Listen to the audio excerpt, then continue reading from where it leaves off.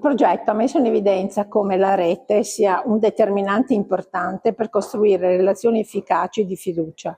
Rete fra associazioni, rete fra istituzioni, rete fra soggetti anche del profit. Costruire un sistema che possa facilitare sostanzialmente la centralità della persona anziana con le sue problematiche. Lavorando in questo modo, tutti i soggetti possono davvero contribuire al miglioramento della qualità della vita della persona anziana.